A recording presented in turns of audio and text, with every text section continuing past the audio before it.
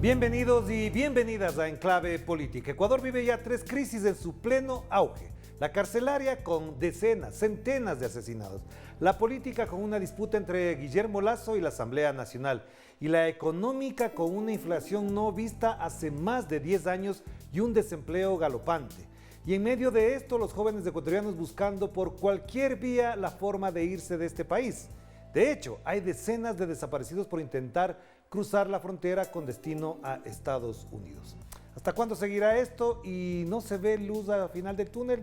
Pues de esto queremos conversar con el candidato a la vicepresidencia por UNES, Carlos Rabascal. Qué gusto tenerte acá de nuevo, Carlos. ¿Cómo estás? Gracias, mi querido Orlando. Siempre es un gusto venir a esta casa y más compartir contigo. Y conversar ampliamente, como siempre nos gusta, pero los tiempos y con son la taza de restringidos. café caliente. Así es. ¿Cómo miras el país? ¿Cómo lo encuentras? Te he escuchado, hemos conversado. La situación es bastante delicada, pero parece que en el país no pasa nada. En Perú suben los combustibles y casi cae el presidente. Aquí la inflación es impresionante y no pasa nada.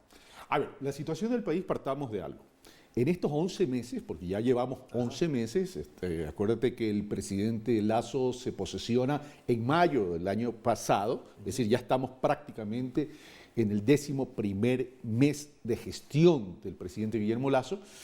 Estamos atravesando una situación crítica en todos los niveles, en lo político, en lo económico, en lo productivo y en lo social. No se diga en lo ético y en lo moral. Es decir, pero vamos a analizar la gestión primero del Ejecutivo para luego analizar la gestión de la política ecuatoriana. La gestión del Ejecutivo, en este caso del gobierno de Guillermo Lasso, lo único que refleja es la falta de una preocupación por la gente. Es decir, el enfoque de este gobierno está orientado básicamente a un mejoramiento de los niveles macroeconómicos. Él pretende mejorar eso. Ahora la pregunta que hay que hacernos es el por qué y para qué tan solo se enfoca en eso. Él se enfoca en eso, dice, para equilibrar la política, los indicadores fiscales del país. Y se ha dedicado a incrementar la Reserva Monetaria Internacional, que hoy está en el orden de los 10.000 millones de dólares. Que está en Suiza, además, ¿no? Correcto, que no está en el Ecuador, sino que está en Suiza.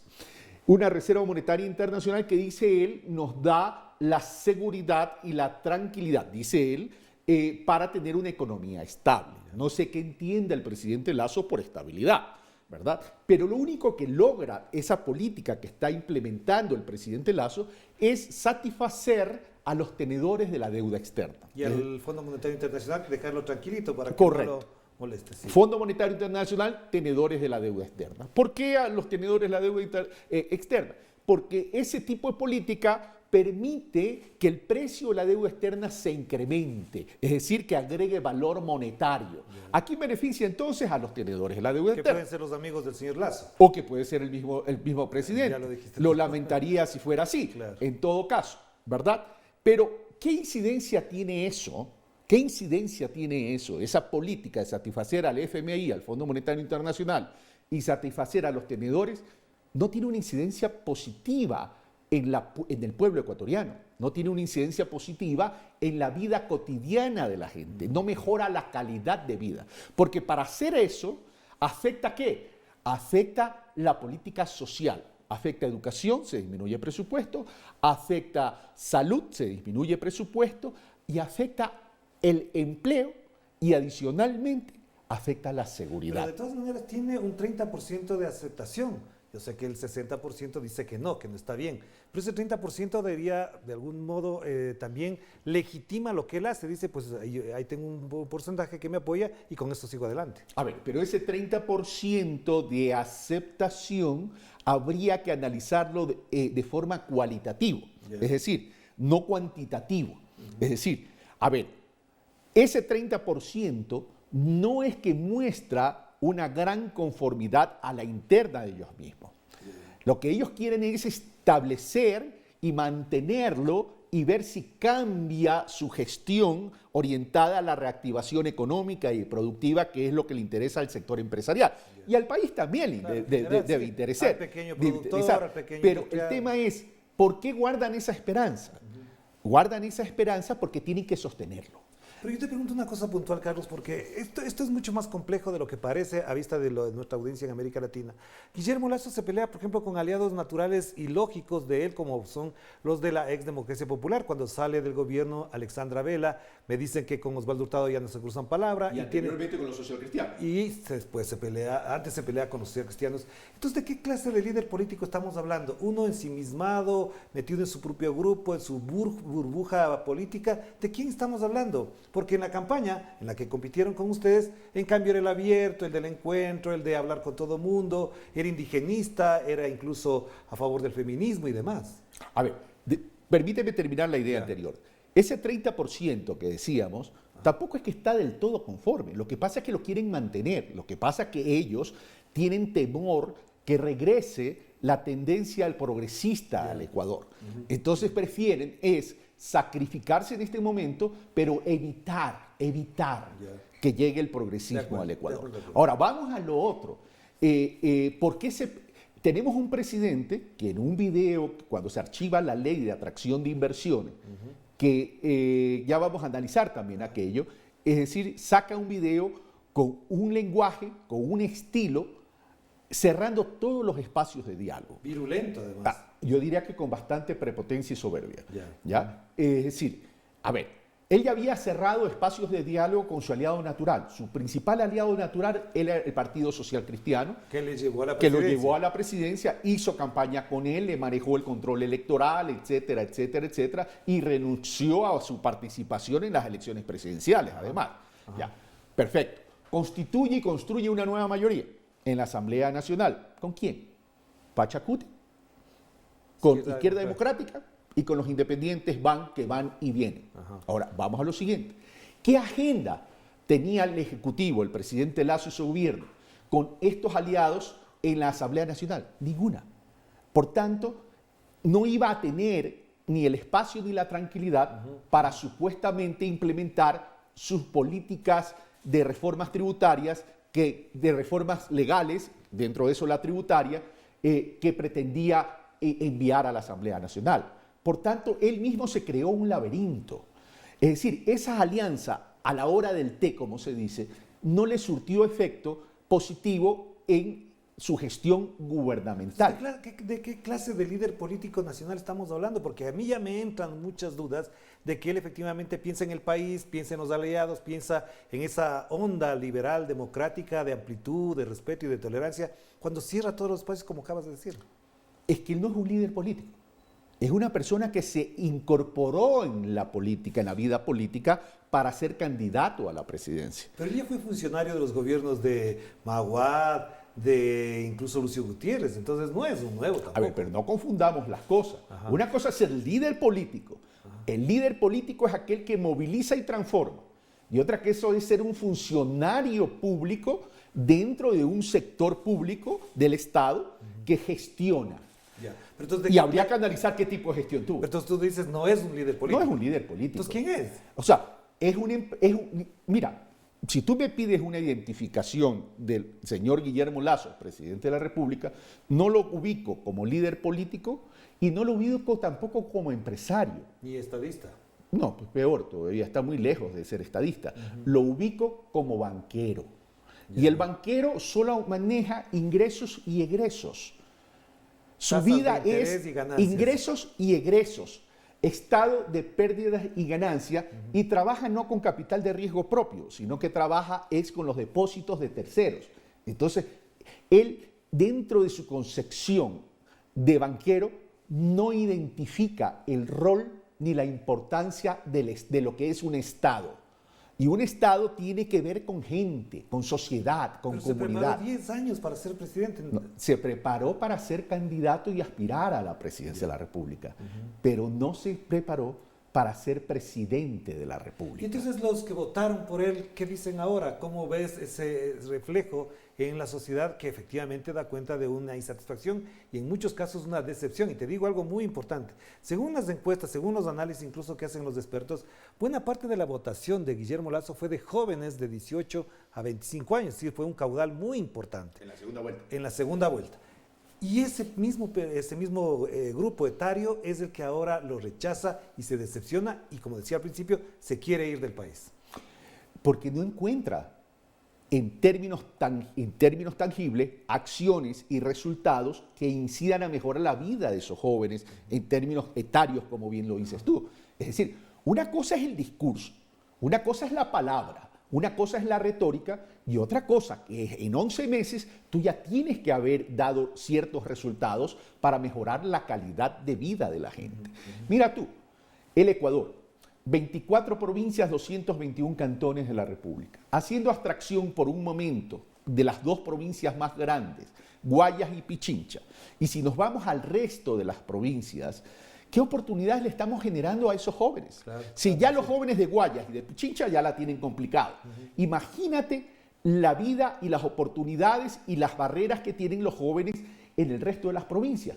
O estás en el sector público, o te conviertes en cura o en pastor, te conviertes en militar, policía o profesor. No tienes más oportunidades. Ya lo vivimos en San Lorenzo, Esmeralda. Niveles precarios con niveles precarios. No es que están entrando a un sistema privilegiado. Entonces, ahí sí me preocupa algo, mi querido Orlando.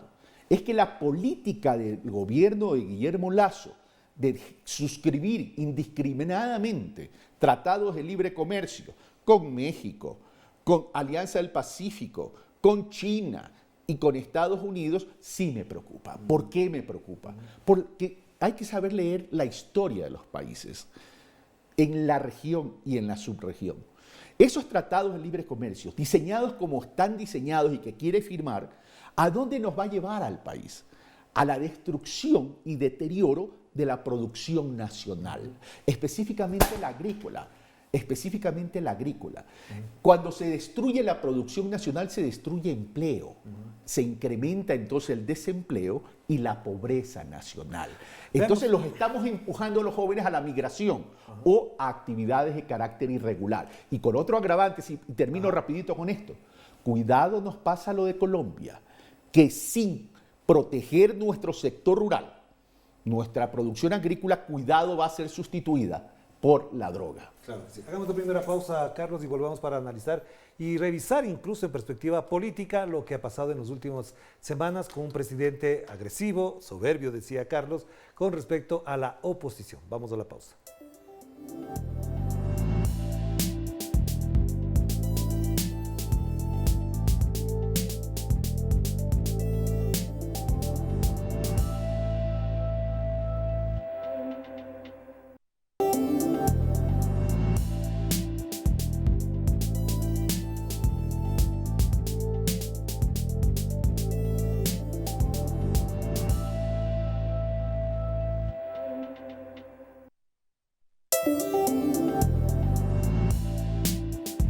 Estamos de vuelta aquí en Enclave Política a través de Telesur y seguimos conversando con el ex candidato a la vicepresidencia de la República del Ecuador, Carlos Rabascal. Carlos, en las últimas semanas parecería que se configuró ya una crisis política, es decir, eso que algunos decían no son fuegos, son acciones de entretenimiento, ya es una crisis. El presidente ha dicho incluso que no va a gobernar con la Asamblea. Y la Asamblea quiere sacar de la presidencia a quien puso Guillermo Lasso, a la señora Guadalupe Llori. Si hay una crisis política antes de cumplir un año, ¿cómo se entiende que vive el Ecuador en estas circunstancias? A ver, que yo creo que la crisis política comenzó incluso antes de la posesión de Guillermo Lasso. Porque finalizar la segunda vuelta. Claro, porque recuerda algo, Orlando. Sí. Él había hecho ya un acuerdo, no un acuerdo al 100%, pero sí un acuerdo que le definía espacios de gobernabilidad entre legislativo y ejecutivo. Sí, aunque para mí la gobernabilidad va más allá de la Asamblea Nacional Ejecutiva. Pero bueno, había hecho un acuerdo con su aliado natural, Partido Social Cristiano, el señor Henry Cronfle iba a ser el presidente de la Asamblea, etcétera, etcétera, etcétera, y con el bloque de UNES. Él se baja el acuerdo y constituye otro acuerdo de mayoría entre gallos y medianoche, lo que produjo una ruptura y un temblor bastante fuerte en ese momento en el mapa político ecuatoriano, pero constituye una mayoría sin agenda. Constituye una mayoría tan solo para bajarse el primer acuerdo y constituir otra mayoría para posesionarse y nada más. Es decir, ahí falta una operación política y una agenda temática de lo que quiere hacer. Pero esta crisis, por ejemplo, en algún momento ya se planteó que la salida, la válvula de escape de la crisis política era, uno, la muerte cruzada, y él mismo propuso el año pasado, nadie le propuso, pero él dijo, vamos a ir a una muerte cruzada si la Asamblea no me hace esto. Y la otra es que están planteando algunos sectores incluso que a partir del 24 de mayo se podría plantear la revocatoria del mandato. Es por ahí la salida, este país requiere de eso, porque esa fraseología que a mí no me gusta, y lo voy a decir públicamente, de la institucionalidad, no, las instituciones están ahí, los que no funcionan son los que las presiden. A ver, el marco constitucional está. Sí. El marco institucional está. Lo que no está es la madurez política. Ya, pero entonces la muerte cruzada, la revocatoria de la salida. La muerte cruzada es un instrumento constitucional. Pero es la revocatoria es un instrumento constitucional. Sí. El tema es si la clase política lo logra hacer. Primero, la muerte cruzada el presidente no la va a convocar y ya está claro que no la va a convocar. Es más, la renuncia hoy de la ex ministra de Gobierno, Alexandra Vela, está claro, renuncia porque no va a convocar a la muerte cruzada. Pero la Asamblea también la puede provocar. La Asamblea la puede provocar, pero la Asamblea tiene un proceso más largo. Y en ese proceso más largo juegan lo que se conoce como el timing, la factibilidad y la posibilidad de que realmente se haga con beneficio político electoral en un momento dado. Entonces tendría que analizar aquello la Asamblea. Y la revocatoria del mandato también está ahí, pero yo no sé si en este momento la ambientación de las distintas organizaciones políticas los lleve a ponerse de acuerdo para poder producir esa revocatoria del mandato. ¿Y entonces cómo salimos de la crisis política? Porque si no es por esas vías, ¿cuál es? ¿Que se resignifique, se reevalúe el propio presidente o la Asamblea tome otras medidas? El presidente de la República, yo diría que ambos. El presidente de la República debería entender y leer bien los resultados electorales de abril del 2021, de febrero y abril del 2021. Y digo febrero y abril del 2021 porque en febrero se dio la votación legislativa también. Ya, ¿a qué me refiero con esto? A ver, el presidente gana con un 19%, perdón, el presidente de la República en la primera vuelta electoral pierde y obtiene apenas un 19% de votación. Esa es su votación. Sí. La votación de la segunda vuelta no es de él. Es la gente que se sumó, el electorado que se sumó y que hoy está tomando distancia de él. Es el en su gran que votó mayoría. En contra de Andrés Arauz y Carlos Correcto, es el voto anti, llamemos así. ¿Ok? Vale. Ahora, pero el presidente de la República debe entender que el pueblo ecuatoriano, el elector, también eligió polarizar las posiciones de carácter ideológico en el país. Y eso tiene que ver con qué tipo de políticas quieres enviar. Porque sabes muy bien que si mandas una ley de atracción de inversiones, entre comillas, en que solo quieres reformar el código monetario para beneficiar a la banca y que quieres entregar en concesiones, entre comillas, porque más suena a privatización, un gran sector de la población no va a estar de acuerdo. No va a estar de acuerdo. Es más, no estaba de acuerdo con la reforma de sostenibilidad fiscal que pasó por el Ministerio de la Ley. Y que ahí pues tuvo suerte el gobierno nacional por las razones que hayan sido. Entonces eso tiene que comprender el gobierno, que tiene que ajustarse a esa polarización ideológica que es real en el país, porque tiene que gobernar para todos. Entonces va a haber una posición en contra natural, porque ya se dio en la decisión en las elecciones. Pero te pregunto algo que es muy importante, que además percibo ya. La oposición política, UNES, una parte de Pachacutic, el propio Partido Social Cristiano, parecería que están encerrados en la disputa política, mientras en el país la inflación crece, la delincuencia crece, la violencia es mucho más aguda, la emigración es fuertísima y no hay respuesta. Por lo tanto, se ve que en la calle no pasa nada. Ese es un problema serio el que tú acabas de, con mucha objetividad, de ponerlo en la mesa. Y esa es la segunda parte del análisis. Analicemos ahora al legislativo y a la clase política en general. La clase política en general. Es decir, no se está interpretando la crisis que estamos viviendo. En la Asamblea Nacional Legislativa se está entendiendo tan solo la crisis como la crisis de la política, cuando la crisis es social. En tu introducción al programa dijiste, el desempleo se está incrementando, la migración se está creciendo, la pobreza también está creciendo. Claro, Entonces, sí. cuidado, estos actores políticos que están representados en la Asamblea Nacional Legislativa tampoco están leyendo e interpretando adecuadamente las necesidades y la angustia de un pueblo ecuatoriano. Y esto si es que no reaccionamos todos, no solo el Ejecutivo, no solo el Legislativo, sino también la sociedad en su conjunto, cuidado, ponemos en riesgo la paz social y la seguridad ciudadana. Pero entonces, para ir cerrando, Carlos, si este panorama está planteado así, ¿por dónde ves que los actores políticos, no digo solamente la oposición, puedan configurar no solamente un debate, una discusión, sino una propuesta real para el país? Una agenda mínima. ¿Cuál es la agenda mínima? ¿Por dónde sale eso? A ver, una agenda mínima. A ver, ¿cuáles son las preocupaciones que tiene el país en este momento? Seguridad. Hoy hemos amanecido con noticias de cárceles tomadas de nuevo, etcétera, etcétera, desde ayer realmente, pero hoy se incrementó. Seguridad ciudadana, seguridad interna, ¿verdad?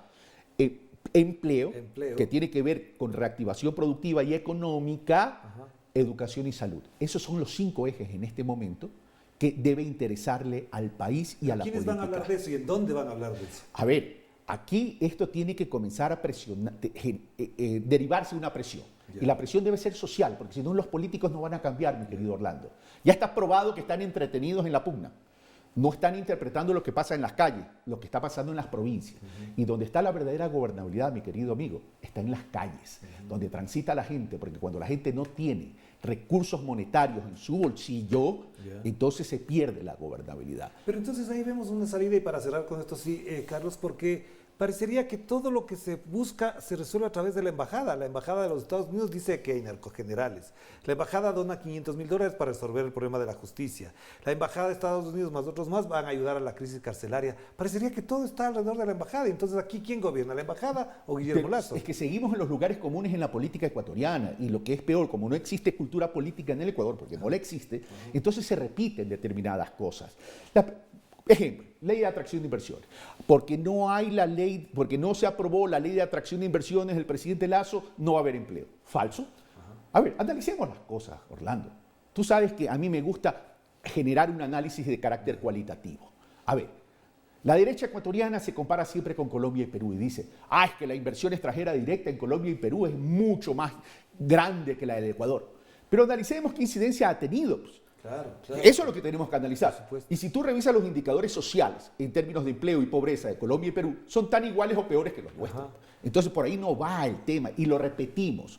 Entonces, ¿cuál es el problema? Que el presidente Lasso, al no tener buen capital político, entendió e interpretó que su aliado natural para asignarle un capital político son los medios de comunicación. Entonces le crean un escudo de protección. Y ese escudo de protección incide en la sociedad ecuatoriana, que está preocupada por subsistir. ¿De dónde debe venir entonces la presión? De los distintos actores de la sociedad. Academia, medios de comunicación alternativos, actores políticos, pero que estén interpretando la realidad, ¿verdad? Y las organizaciones sociales y ciudadanas. Ahí viene la presión para que genere, no solo en el Ejecutivo, no solo en el Legislativo, sino en la clase política, la reacción positiva en términos de interpretar y atender las necesidades de la ciudadanía. Y en un minuto te pregunto, porque en la mañana puse un tuit en el que decía que las portadas de los 4 principales diarios del país hablaban de cualquier cosa menos de la crisis económica, del desempleo, de las cárceles amotinadas del día de ayer, martes 5 de abril, y están hablando de cualquier cosa. Claro. Incluso hablan en una portada del diario Comercio, habla de Bucha, del conflicto en Ucrania. O sea, cuando el conflicto lo tenemos acá, y además aquí, que el conflicto en Ucrania también nos pasa factura a nosotros. Acá hay más de 500 muertos en las cárceles de menos de 2 años. A ver, entonces, ¿cómo reactivar la economía? Que es el acuerdo. Señor presidente Lasso, y se lo digo con todo respeto, acérquese a sus amigos del Fondo Monetario Internacional y tiene que renegociar la deuda a través del Fondo Monetario Internacional. Porque el país no tiene 8.500 millones de dólares anuales para poder atender y amortizar la deuda. Ahora usted me dirá que los hay, por supuesto que los hay, pero los hay ¿a costa de qué? A costa de quitarle a la salud, a costa de quitarle a la educación, a costa de quitarle a la inversión pública, reactivación productiva, económica y empleo. De eso no se trata. Usted tiene una responsabilidad con el pueblo ecuatoriano. Si usted no entiende eso, no es digno de estar sentado en el sillón de Carondelet, en el sillón presidencial. Punto 1. Punto 2.